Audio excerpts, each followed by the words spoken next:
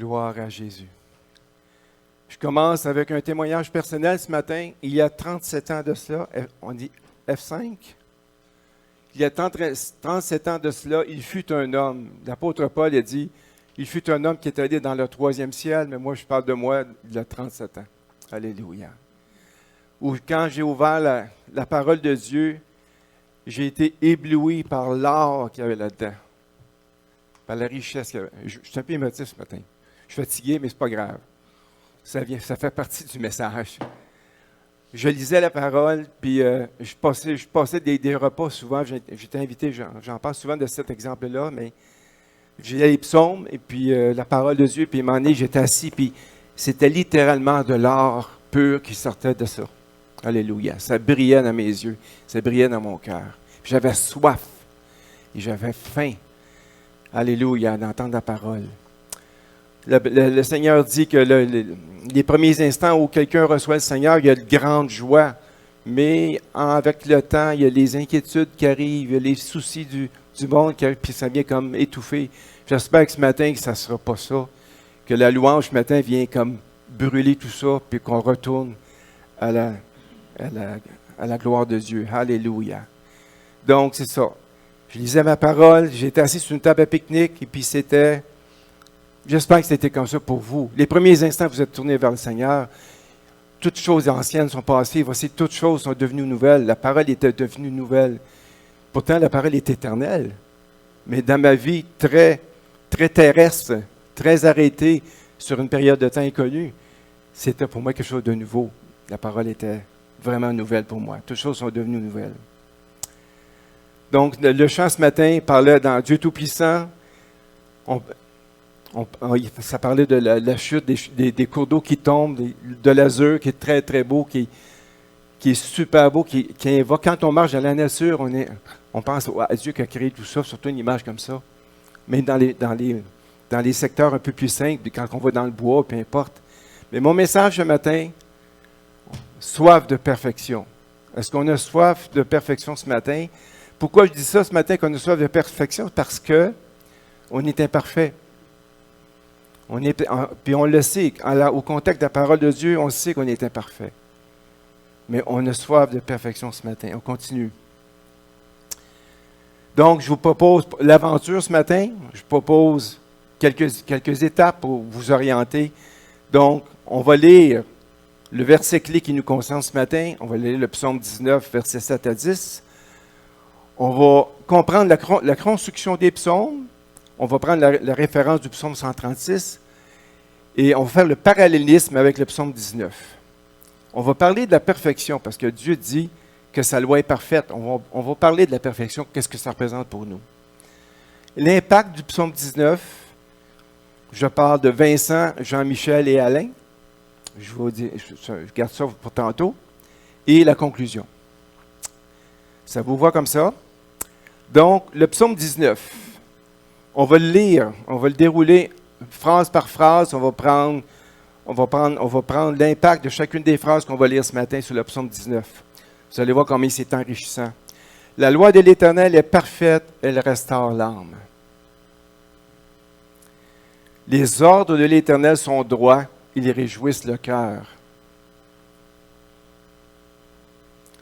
Le témoignage de l'Éternel est véridique, il rend sage le simple. Le commandement de l'Éternel est limpide, il éclaire les yeux.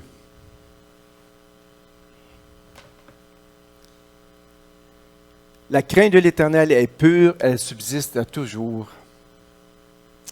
Les ordonnances de l'Éternel sont vraies, elles sont toutes justes, plus précieuses que l'or, même que beaucoup d'or fin, plus douces que le miel, même que le miel qui coule des rayons.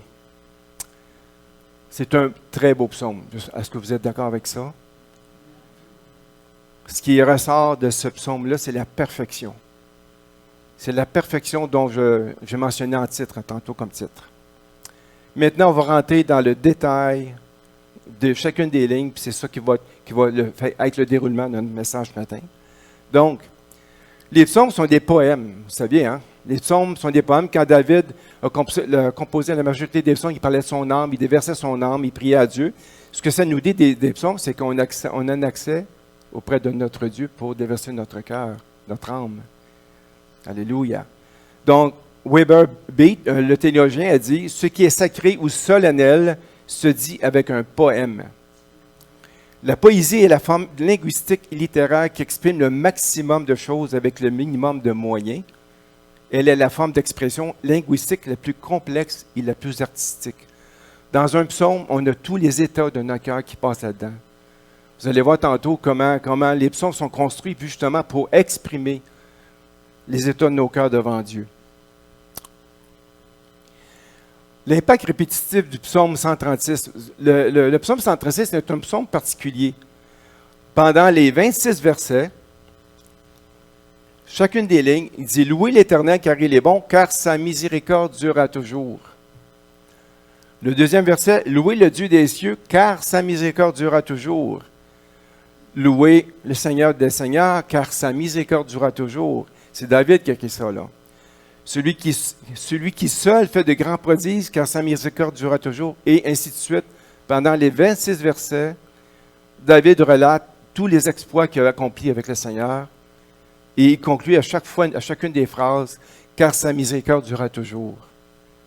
Est-ce qu'après une journée ou après avoir passé un temps difficile où on est sorti d'une épreuve, on dit, car sa miséricorde durera toujours?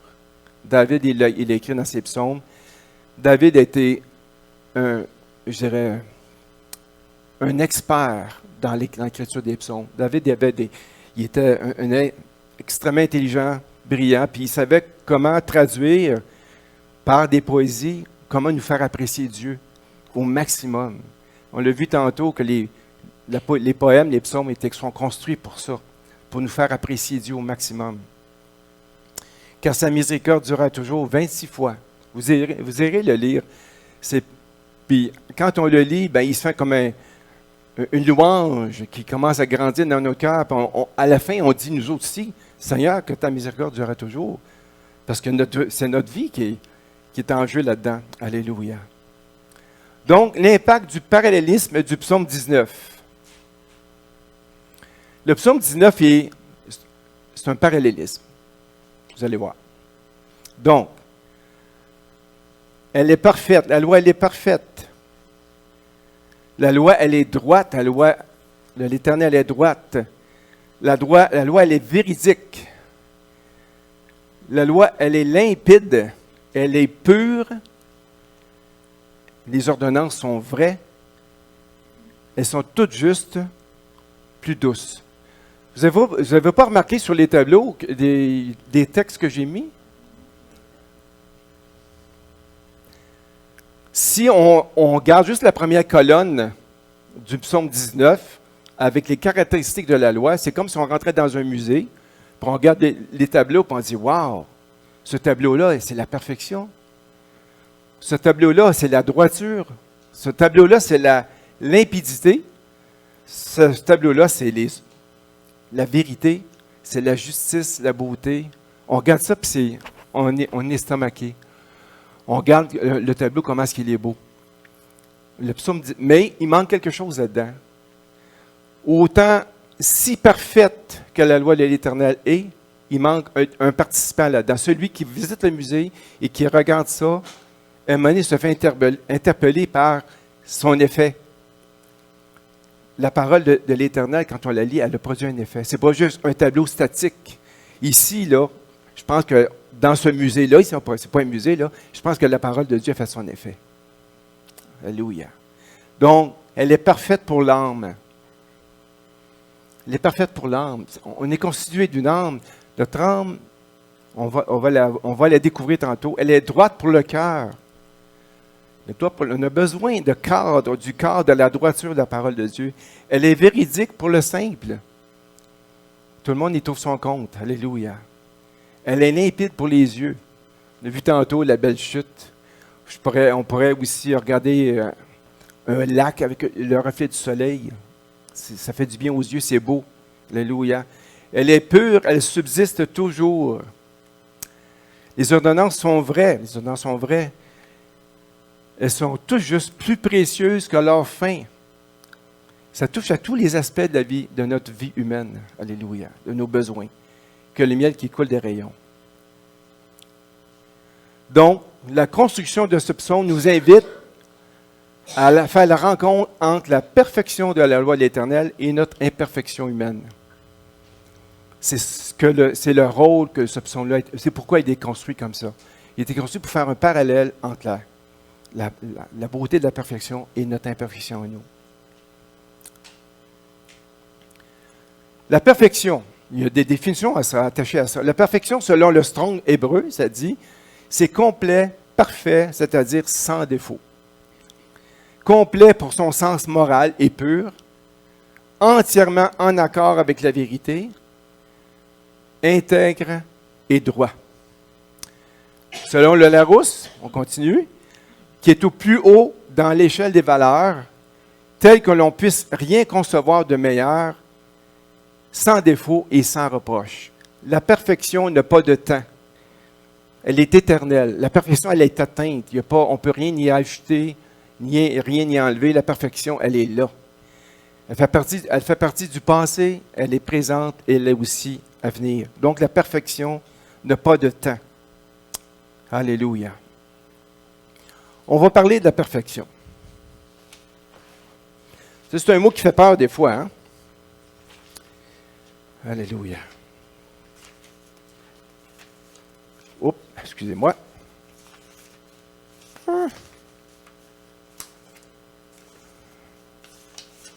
Ah, j'ai pas mal. C'est pas grave.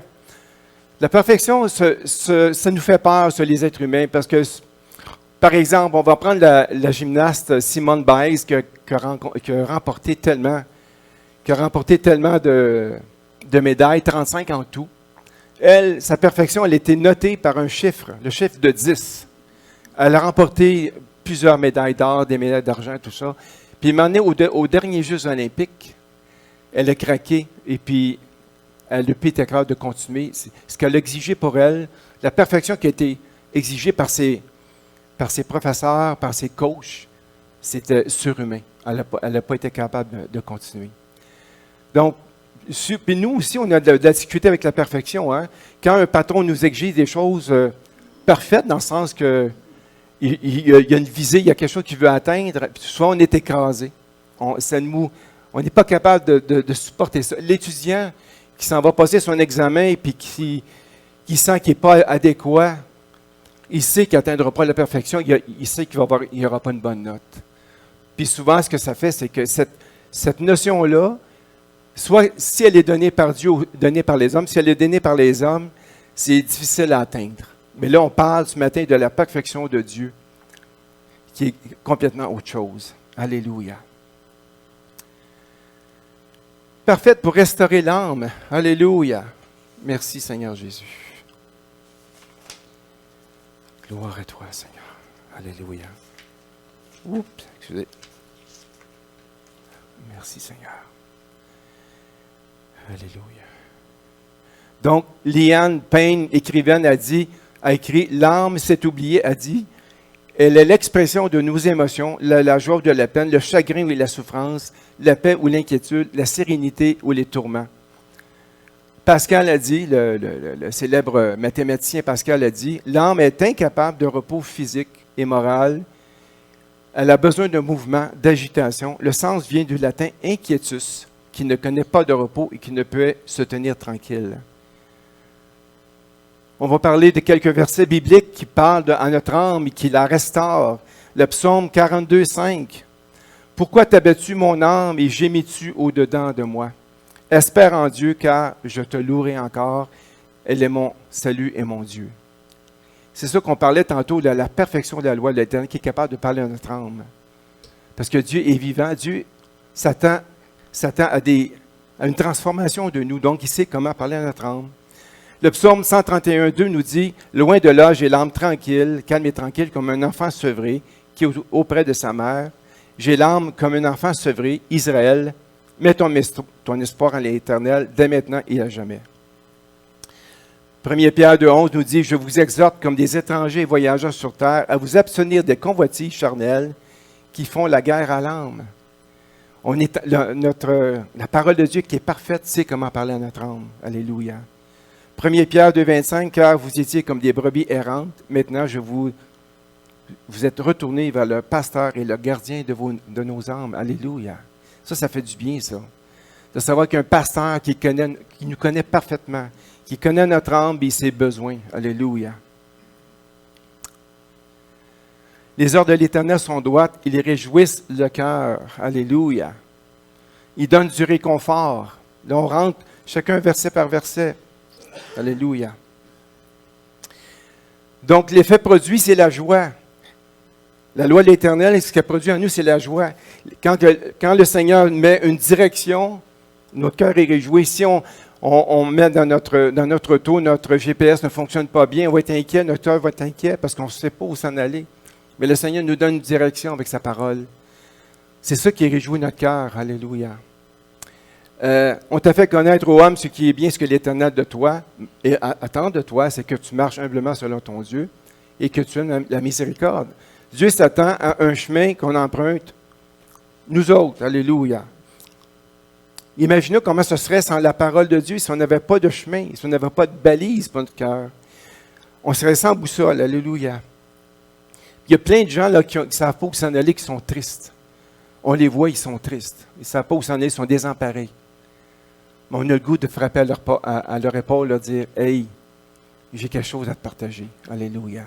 J'ai une boussole dans ma vie et tu peux l'avoir aussi. » Alléluia.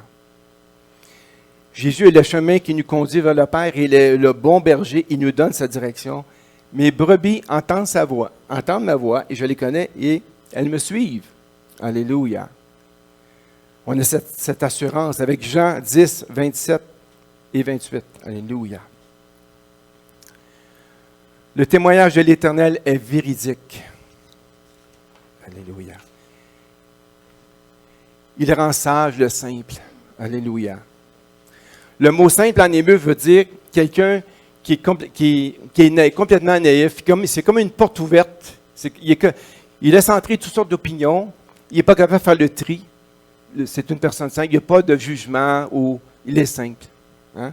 Ce n'est pas péjoratif. Il y a des gens comme ça. Il y a des gens qui sont simples. J'en ai connu un certain Yvan, à un moment donné, autrefois, il allait à Saint-Hubert. C'est un gars qui avait une déficience psychiatrique.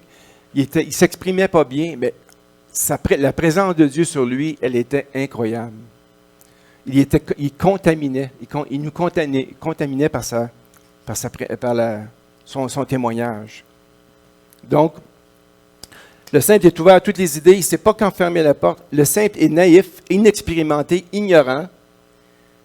Le témoignage de l'Éternel rend sage la personne la plus expérimentée. La parole de Dieu transforme une personne naïve en sage. Le sage est celui qui est capable de mettre en pratique la parole de Dieu dans sa vie quotidienne. Quelle promesse! Quand j'étais au Seigneur, j'ai été converti, j'ai été ajouté à une église, mais dans l'église, il n'y avait pas des gens avec des QI très, très élevés, puis j'en faisais partie. Le Seigneur vient se glorifier dans la simplicité, il vient se glorifier au niveau au niveau de gens qui ne sont pas nécessairement un QI tellement élevé. Alléluia. Donc, Dieu n'est pas tellement sélectif pour le choix des QI qui forment son Église. Pour moi, et l'apôtre Paul le dit lui-même dans 1 Corinthiens 2:1, « Pour moi, frère, lorsque je suis allé chez vous, ce n'est pas avec une supériorité de langage et de sagesse que je suis allé vous annoncer les témoignages de Dieu, car je n'ai pas eu la pensée de savoir parmi vous autres autre chose que Jésus-Christ crucifié. » Un homme simple qui a la foi de Christ, il peut parler à n'importe qui, il a l'autorité pour parler à n'importe qui, que ce soit des intellectuels, que ce soit des gens simples, peu importe. Quelqu'un qui a la foi, il passe partout. Alléluia. Merci Seigneur. Merci. Alléluia. Alléluia. Le Seigneur valorise la simplicité, l'humilité au sein de son Église. Alléluia. Et moi, je me souviens au début, ça m'avait un peu, j'étais un peu mal à l'aise. J'ai dit, Il y a toutes sortes de monde qui viennent au Seigneur. Moi, je suis un peu le nombril de ma personne, tu sais, quand on est plein d'orgueil au début. Mais le Seigneur, il ajuste les choses, et puis il se glorifie. Puis il y a souvent des gens qui portaient des messages, des prophéties. C'était souvent par des gens tout simples qui avaient reçu la révélation de Dieu. Alléluia.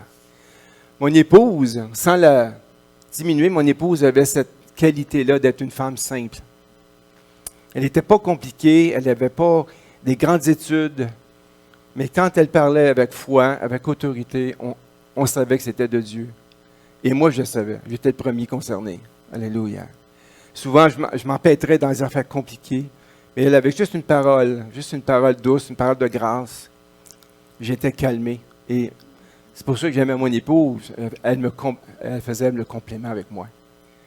Donc, mais si vous regardez vos couples, c'est un peu comme ça que ça marche un peu, hein?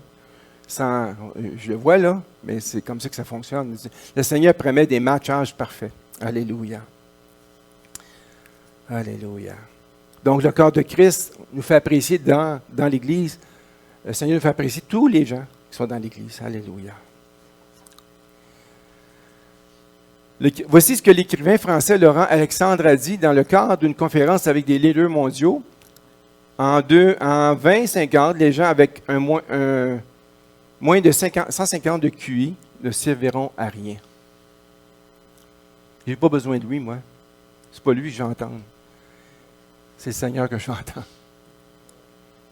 Le Seigneur se glorifie avec des gens comme ça. C'est des gens qui sont égocentriques, qui pensent à eux. C'est ça ici qui est important pour eux. C'est ça qu'ils veulent mettre en avant devant les gens pour les impressionner. Moi ça ne m'impressionne pas.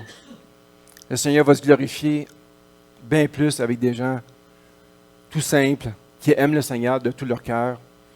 C'est ces gens-là qui vont être sauvés. C'est ces gens-là qui vont avoir la faveur de Dieu. Pas des gens comme ça. Alléluia. Le commandement de l'Éternel est limpide. Il éclaire les yeux. Vous savez ce que c'est, ça, comme... Vous savez où c'est, hein? Ça, c'est au Québec, ça. Hein? Oui, mais c'est un endroit précis du Québec. C'est au Québec, ça. La rivière Bonaventure, en Gaspésie. Puis c'est pas une illusion d'optique. On a l'impression que c'est du 3D, là, mais c'est pas vrai du tout. Elle est tellement limpide. À cause des sels alcalins qu'il y a là-dedans, je ne sais pas, elle est purifiée. Et puis quand les gens vont là exprès pour vivre cette expérience-là, ils semblent flotter sur l'eau. Et puis, mais les commandements de l'Éternel est limpide, il éclaire les yeux. Alléluia. Alléluia. La loi de l'Éternel nous éclaire dans l'obscurité. On vit dans un monde obscur. On vit dans un monde qui font toutes sortes de choix. Et on vit dans des collisions de gens qui savent pas où s'en aller. C'est comme les gens sont à tâtons, ils cherchent, mais la parole nous éclaire nos yeux. Alléluia. Il nous donne un chemin. Gloire à Jésus. Et aussi, à cause de notre péché, on a besoin d'être éclairé. Notre propre péché en nous aveugle nous-mêmes. Alléluia. Et nous avons besoin des commandements de l'Éternel pour nous éclairer. Alléluia. Dieu nous dit ce qui est vrai, il nous dit ce qui est faux, il nous dit ce qui est bien, il nous dit ce qui est mal. Alors nos yeux peuvent vraiment voir et dire, avec le psaume 119, « Ta parole est une lampe à mes pieds, une lumière sur mon sentier. » Alléluia. Ça va jusqu'à maintenant? OK. Alléluia. Elle illumine les yeux de notre cœur selon Éphésiens. Éphésiens 1, 16 à 18 nous dit, « Et qu'il illumine les yeux de votre cœur pour que vous sachiez quelle est l'espérance qui s'attache à son appel, quelle est la richesse de la gloire de son héritage qu'il réserve aux saints. » Notre cœur a des yeux, je ne savais pas. Qu'il illumine les yeux de votre cœur. Alléluia. Qu'une révélation dans notre cœur se fasse et qu'on puisse voir la gloire de Dieu. Alléluia. Merci Seigneur. La crainte de l'Éternel est pure, elle subsiste toujours. Alléluia. Il n'y a pas aucune... Toute la création de Dieu est soumise à Dieu. La crainte de l'Éternel, ça fait partie du réflexe de la création de Dieu, c'est de craindre leur Dieu et de se soumettre à lui. Donc, elle subsiste à toujours. Quand David écrit ce psaume-là, il se voyait son cœur impur, rempli de saleté. Il avait besoin d'être lavé par le sang de Christ. Alléluia. Notre cœur aussi a besoin d'être lavé. La bonne nouvelle, c'est que la parole de l'Éternel est pure. Elle est toujours disponible. On peut toujours aller la voir pour se faire laver, faire un bleach, une période de laver. Alléluia. Tout ce qu'elle dit, elle est absolument pure. Elle est puissante pour nous purifier, mais elle nous procure en Jésus-Christ cette puissance de purification dont nous avons tant besoin. Tout être créé est en dépendance depuis le début du monde avec son Créateur, et ce sera toujours comme ça. Satan, lui, a décidé de se dissocier de ça. Il a décidé de marcher par sa propre orgueil. Il a décidé de faire ses choses. Il a été rejeté de la présence de Dieu. Et malheureusement, on est sous son influence. Alléluia. Mais craindre Dieu, c'est la meilleure place qu'on peut avoir comme chrétien. Alléluia. Ce matin, on a chanté, on a loué Dieu. Pourquoi? Parce qu'on le craint, on l'aime, puis on le craint, on veut le louer. On veut qu'il reçoive notre louange. Alléluia. Alléluia. Les ordonnances de l'Éternel sont vraies, elles sont toutes justes. Dieu est le juge suprême et sa parole est vraie. Tout ce qu'il dit est vrai et juste. Ce qu'il dit à notre sujet est vrai. Quand il déclare que par Jésus-Christ, on est sauvé, c'est vrai. Quand il dit, si vous ne croyez pas au Fils, vous ne serez pas sauvés, c'est vrai. Avec Jean, l'Évangile de Jean, chapitre 3, verset 36. C'est difficile de trouver la vérité dans notre société. On a beaucoup de difficultés à chercher la vérité. C'est important de connaître ce que Dieu pense de ce qu'on fait, de ce qu'on vit. Alléluia. Le péché s'appelle le péché. La mort s'appelle la mort et la grâce est la grâce. On a besoin de vraiment croire ce que Dieu dit. Alléluia. Car les ordonnances de l'Éternel sont vraies et sont toutes justes. Merci Seigneur. Sa parole est précieuse et délicieuse. Jusqu'à maintenant, on a vu combien le Seigneur, par sa loi parfaite, vient toucher à tous les aspects de notre vie, à notre âme, à notre cœur. Maintenant, il vient toucher à ce qu'on a de plus précieux, ce qu'on aime le plus. Alléluia. Qui touche à des mets succulents, qui touche à des richesses qu'on possède. Alléluia. Merci Seigneur. Alléluia, Jésus. Elle est plus précieuse que l'or et même que beaucoup d'or fin. L'or est incapable de nous satisfaire. Alléluia. On a tendance à vouloir toujours plus de biens matériels. On a toujours tendance, ça dit dans Jacques, qu'on veut posséder une chose par la convoitise. Aussitôt qu'on l'a, on en est malheureux parce que ça ne peut pas nous satisfaire. Il y a juste la parole de Dieu qui vient nous satisfaire. Alléluia. La parole de Dieu est plus délicieuse que les aliments les plus succulents. L'auteur ici, je me suis inspiré d'un homme qui a étudié sur le psaume 19. Il dit, « Si je mettais devant vous 3 objets, un coffre rempli d'or, une table garnie de mets et des plus raffinés et une Bible, et bien sûr, si vous n'aviez pas déjà une Bible à la maison, que vous choisirez? Est-ce qu'on prendrait un mets succulent? Est-ce qu'on prendrait de l'or ou est-ce qu'on prendrait de la Bible? Les 3. Disons qu'on aurait un combat. Alléluia. Mais maintenant qu'on connaît la richesse de la parole de Dieu, qu'est-ce qu'on prendrait? Si quelqu'un veut nous faire miroiter des richesses, un peu ce qu'il fait, en fait, un peu que l'ennemi fait avec les artistes, il leur fait miroiter tellement de choses. Ils ont la gloire, mais ça dure un temps après. Après, souvent, on les voit dans les nouvelles. Ils sont reclus, ils sont plus là, ils sont malades, ils ont eu la gloire d'un temps, et puis c'est tout. Le Seigneur veut donner une richesse éternelle, la gloire éternelle. C'est simple, elle est accessible pour tout le monde. Alléluia. Merci Seigneur. La loi parfaite avait un rendez-vous avec Jean-Michel. Moi, j'aime faire de la photographie. Ce que j'aime faire, c'est j'aime aller vers le parc de la Frayère à Boucherville, où est-ce qu'il y a des oiseaux, où est-ce qu'il y a des canards, il y a des poissons et tout. Puis là, il y a des gens avec des espèces de caméras comme ça coûte des milliers de dollars. Les téléphotos, le gars a dû dépenser 10 000 dollars pour ça. Mais j'en vois un comme ça, Jean-Michel qui marche avec son... Il marchait comme ça tellement c'était lourd. Puis j'ai dit à Jean-Michel, j'ai dit, t'as payé cher pour ton équipement? Ah, il dit, je vais en profiter tandis que je suis vivant, parce qu'après ça, je sais pas où je m'en vais. Je vais en profiter je vais faire de la photo. J'ai commencé à parler avec lui, c'est un homme seul. C'est un homme qui n'est pas marié, qui a aimé la nature. Mais à un moment donné, j'ai dit, t'es pas certain que c'est après la vie, hein, après ta vie à toi. J'ai dit, je vais te proposer quelque chose. Je vais te proposer Jésus. Jésus qui t'attend si tu tournes vers lui, si tu lui demandes. Jésus t'attend. Alléluia, de l'autre côté.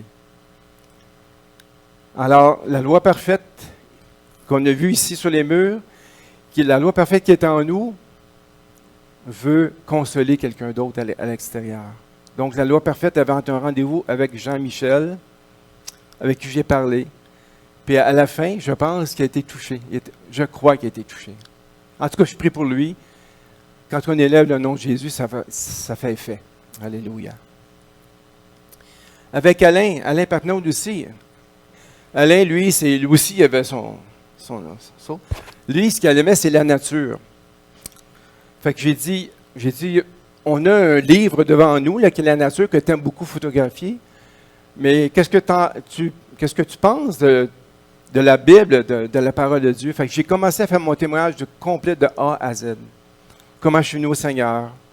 Et puis, il a dit, je suis en train de faire la même démarche que toi. Il s'était mis à pleurer. J'ai été vraiment touché. J'ai dit, wow, ça valait la peine que j'ouvre la bouche. Alléluia. Pour Alain Patnaud. Alléluia.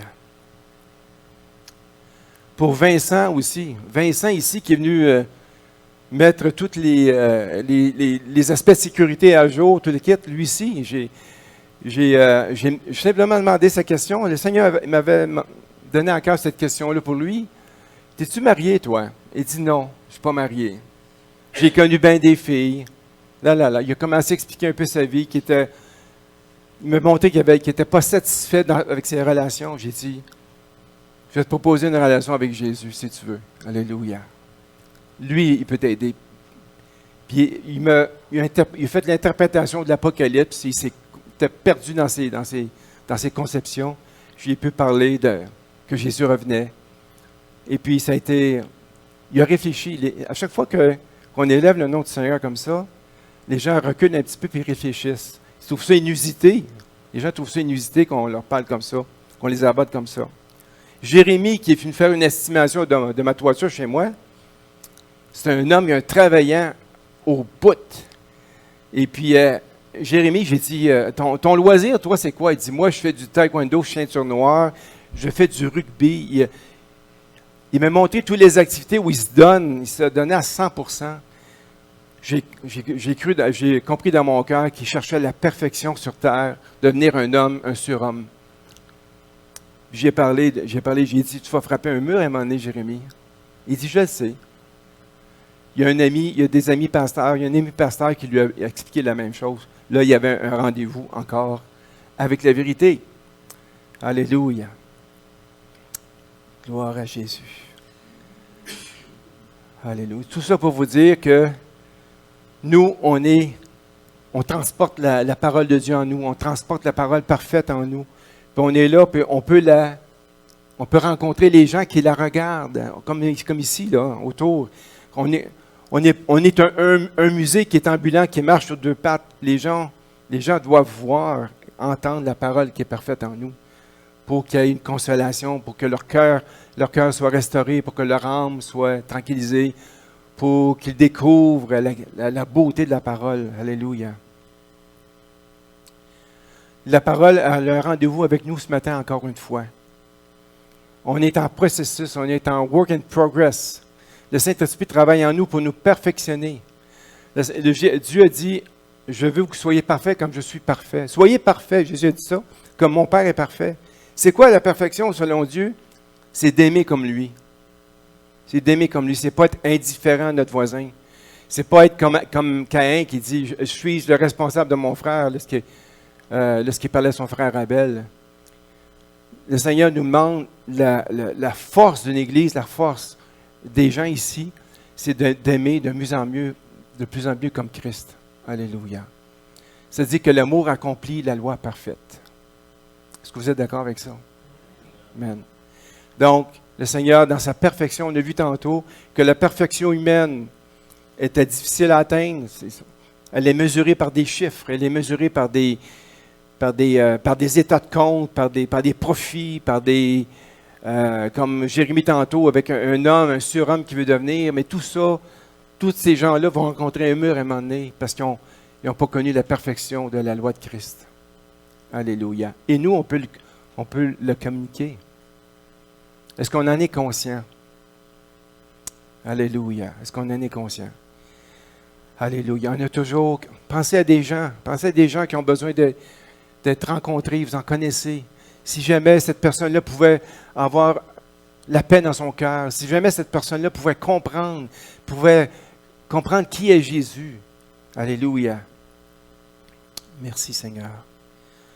David, dans le psaume 119, verset 19, dit, David était lié complètement à la perfection des ordonnances de Dieu parce qu'il dit lui-même, « Je suis un étranger sur terre, ne me cache pas tes commandements. » David a conquis le territoire environnant juste par la parole de l'Éternel. Il en était complètement dépendant. Je comprends qu'il ait pu écrire le psaume 19. Comment il appréciait, comment Dieu était fidèle avec sa parole, comment Dieu le bénit par sa parole. David, il était un expert dans les psaumes, il savait comment écrire des psaumes pour justement exposer l'âme à Dieu. Alléluia. Donc, il dit, je suis un étranger sur la terre, ne me cache pas tes ordonnances, tes commandements. La conclusion, alléluia. Tout ça apparaît. La conclusion, on l'a vu tantôt, la première colonne, la loi de l'Éternel est parfaite, c'est une description de la beauté de la loi de Dieu. On a vu aussi son effet, mais qu'est-ce qui fait la différence entre les deux? Qu'est-ce qui fait que ce lien-là va arriver? Je vous laisse je vous laisse répondre. Alléluia. Qu'est-ce qui fait le lien entre la loi parfaite de Dieu et son effet sur notre vie? Qu'est-ce qui permet que ce lien-là soit parfait?